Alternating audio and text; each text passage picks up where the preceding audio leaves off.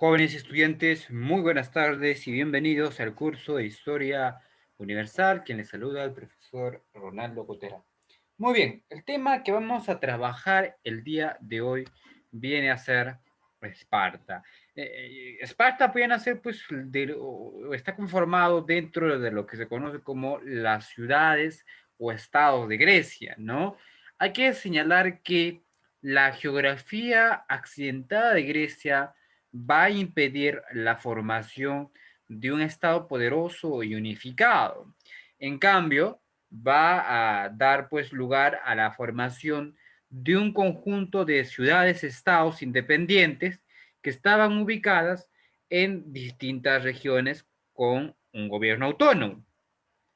Entre estas ciudades-estado destacaron principalmente dos. En este caso vamos a ver solamente el caso de Esparta.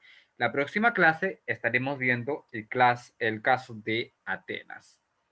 Muy bien, iniciaremos hablando entonces de lo que fue Esparta. Para hablar de Esparta debemos hablar de el medio geográfico en el cual se va a desarrollar. Debemos iniciar señalando que Esparta estaba situada en el alto valle de Laconia, en la península del Peloponeso.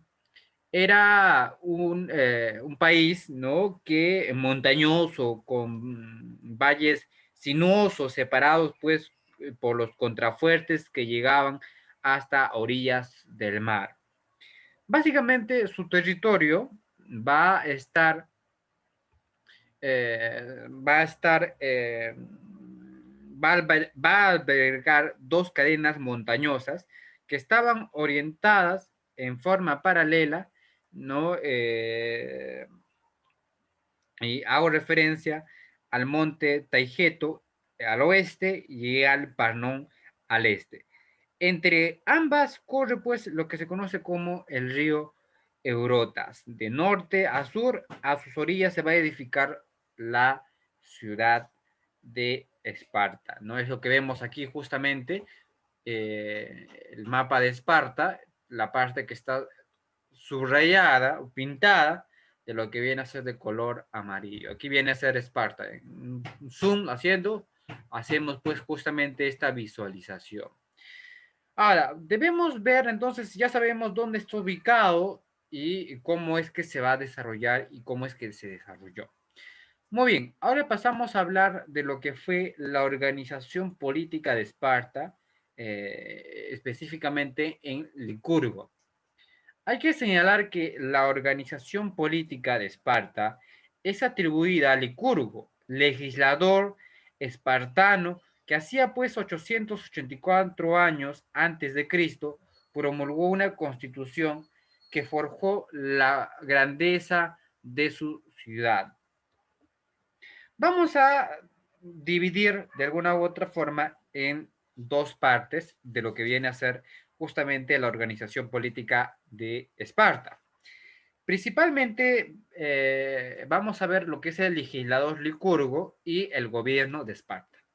Dentro del legislador licurgo vamos a mencionar lo siguiente. De él se dice pues que tuvo una gran sabiduría y una suma honradez, que sus viajes por Creta, Egipto y Asia le habían dado muchas luces y que el oráculo de Delfos lo había señalado como el predestinado para dar una constitución a los espartanos.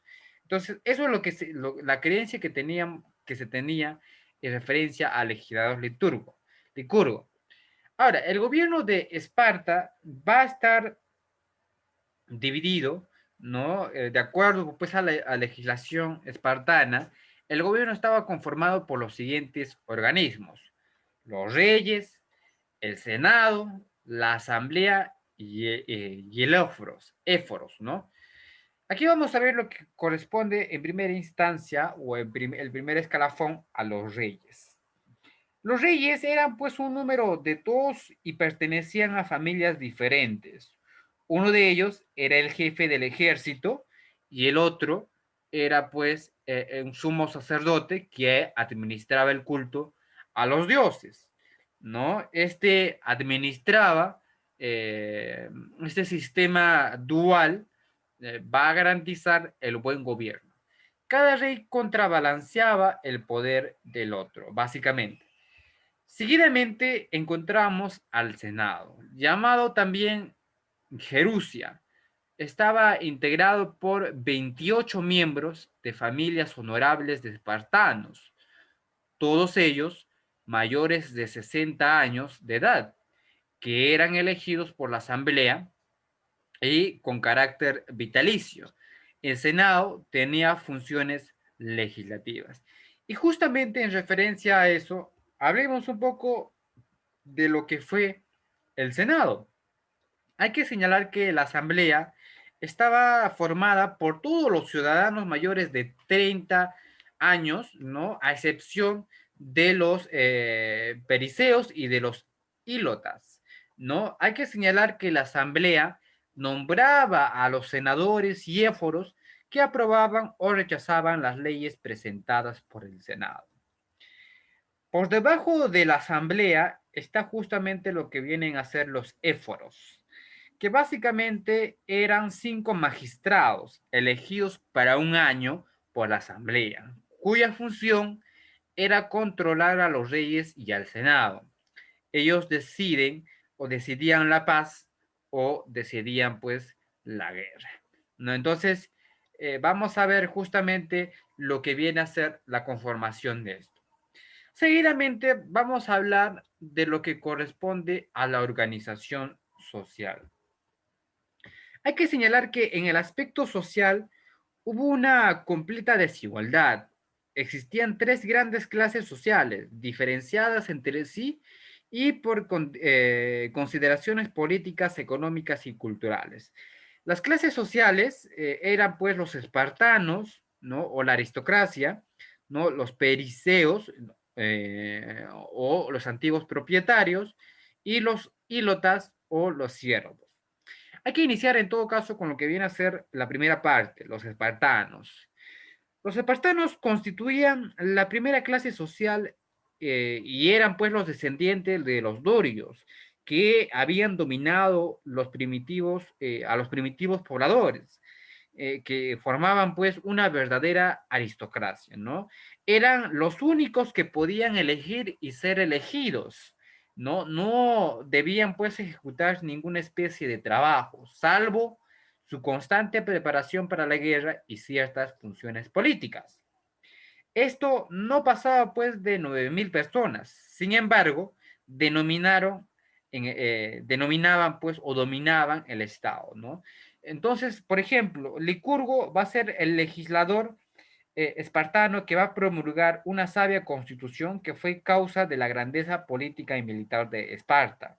En Esparta hubo tres grandes, estas tres grandes, justamente estos tres grandes movimientos.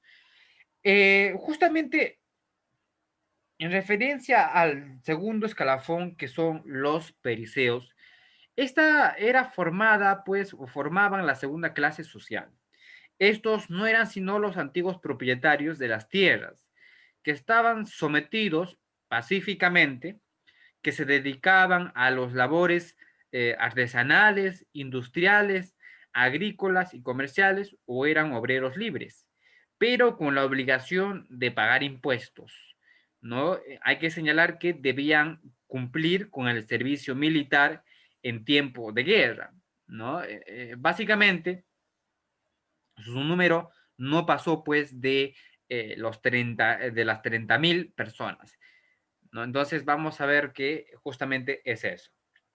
Ahora, finalmente los ílotas o los conocidos como los siervos formaban la última clase social, ¿no? Que formaba la última clase social, eran pues los siervos por carecer de derechos semejantes a los indios del Perú colonial, ¿no? Debían cultivar las tierras para sus amos, espartanos, a dedicarse pues al pastoreo, ¿no? Y además pagaban fuertes tributos y recibían un trato cruel e inhumano. Por esta razón, los ílotas en varias ocasiones se van a sublevar reclamando su libertad. Su suerte era mejor que la de un esclavo, porque de alguna u otra forma podían tener casa y vivir con su familia, ¿no? En la parcela que se les daba a cultivar. Entonces, de alguna u otra forma, tuvieron pues de alguna esa acomodación dentro de lo que viene a ser la organización social. Ahora pasemos a lo que viene a ser un tema que también es importante, que es la educación en Esparta. La educación en Esparta, la ciudad de Esparta, estaba condicionada por su ideal de vida. En Esparta, la educación estuvo a cargo del gobierno y su fin era formar excelentes soldados. Por ejemplo, cuando un niño nacía, ¿no? Era sometido a un consejo revisor. Los débiles y los deformes eran arrojados a los abismos del Taigueto. Los que parecían vivir eh, los que merecían vivir eran devueltos a sus familias a los 7 años de edad.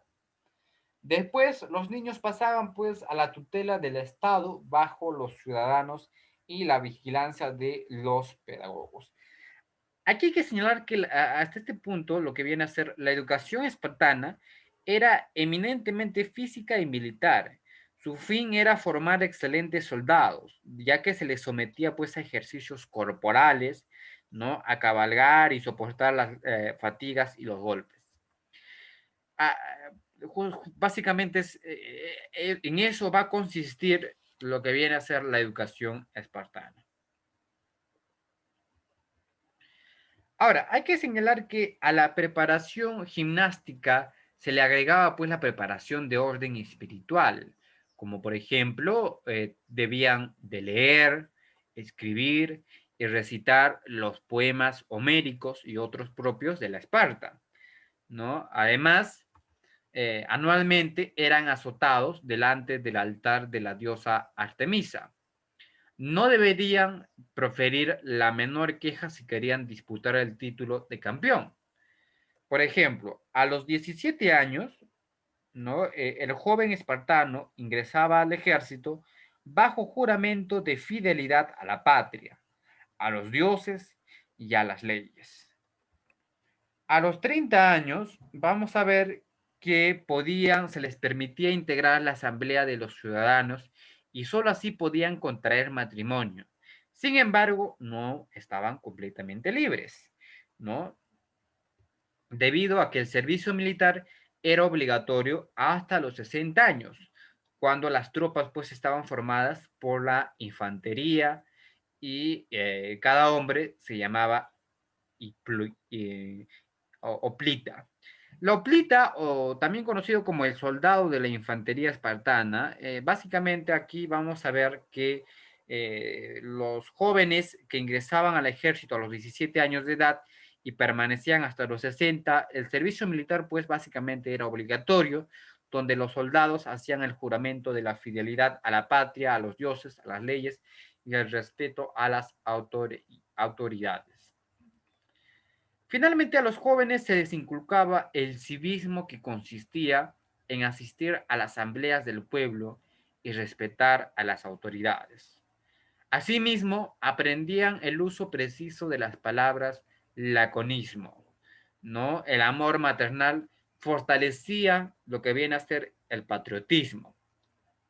La madre era capaz de sacrificar a su hijo si se mostraba cobarde en la guerra, ¿no? Además, eran frecuentes las despedidas de las madres de esta manera: vuelve con tu escudo o sobre tu escudo, mata o muere. Si tu espada es corta, darás un paso más en el combate, no te detengas. Eran justamente una de las frases que se van a llevar a cabo y que se van a dar pues dentro de el periodo de lo que conforma a Esparta. Sin lugar a duda, fueron una cultura o un estado que marcaron pues de alguna u otra forma lo que viene a ser el desarrollo de lo que viene a ser la Grecia, ¿no? Entonces, hasta este punto vamos viendo cómo se van desarrollando estas culturas. Muy bien, hasta aquí entonces la clase del día de hoy. Espero que les haya gustado. Nos volveremos a reencontrar el día o la próxima semana.